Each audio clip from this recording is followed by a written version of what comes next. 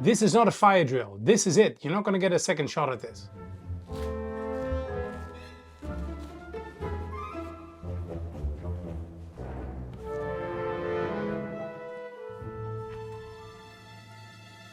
I'll explain this in a minute.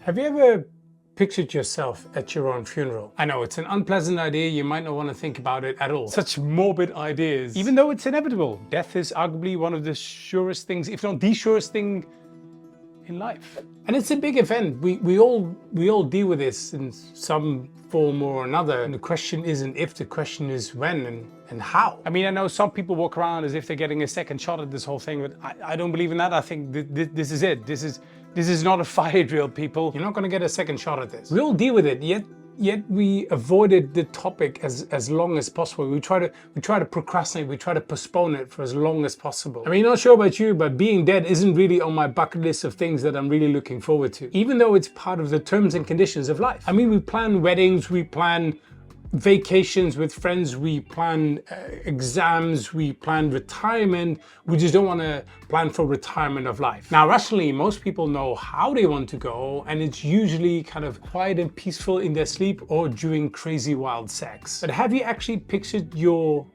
funeral? Who's going to be there? What are they going to say about you?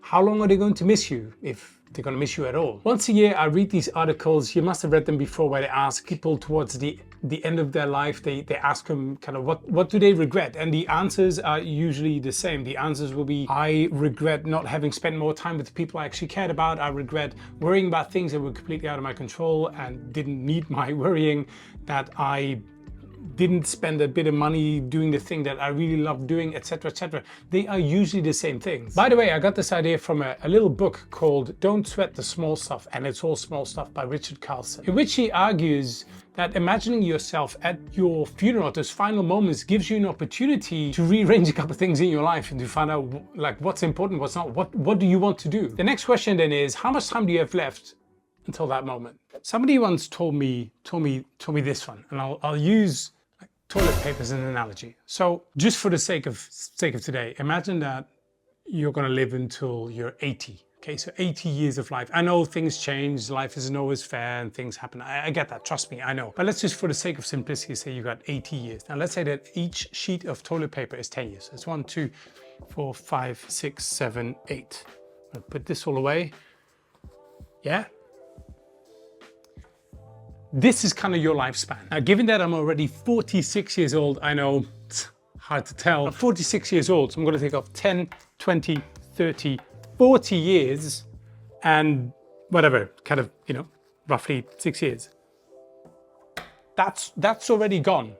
I'm not going to get that back. It's not like I can redo them. They're in the past. They're done, zipped, gone. Then this is kind of what I have left. Now, you might think that's still a lot. I mean, 46, that means 34 years. Am I doing that right? Because 30 more years left, 34 more years left. Maybe you think that's a lot, maybe it's not. Either way, this is probably what you have left.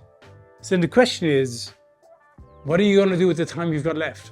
Now, if you're happy the way things are, power to you. I think that is wonderful, but chances are there's a couple of things that you want to change, and usually fall in either kind of, you know, health, kind of physical, mental health, kind of money, finances, wealth, and then connections, relationships with other people. I'm sure there's things in there that you would like to make a change to, however big or small those changes are. To give you an example, when I did this exercise, I realized I was spending way too much time on people and their opinions, people I didn't even care about and who didn't care about me. And it was taking up a lot of my energy, which I could have been spending elsewhere with, you know, people who do appreciate what I bring and what I have. And maybe it's the same for you. Maybe you do take that trip that you've always been meaning to do now that you can, before maybe you are no longer in a position to take a trip like that. Maybe it's about taking on that hobby, something that you've been meaning to learn for a long time, but couldn't really justify the cost of the course, or you thought it was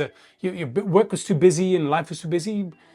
Maybe now's the time. And if not now, then when? Hey, now if that isn't enough conviction for you, think about this lovely tweet I saw by Alex Hormozy. I saw your post about the Queen. What did the post say? Do you remember? Well, she amassed more wealth than 99.99% of the world. She ruled for 70 years. When I posted it, it had been, I think, 5 or 6 months since she had died. You probably haven't thought about her today except for this post. So if you're afraid of other people thinking about you, just remember that 6 months after you die, they're not going to be. You're gonna die, everyone will move on, do what you want, but don't be a dick. So maybe it's time to you imagine your funeral, you imagine your kind of your final moment, and you think about what you want to be known for, what do you want people to say about you, and then maybe take a step back and say, so what do I want it to be?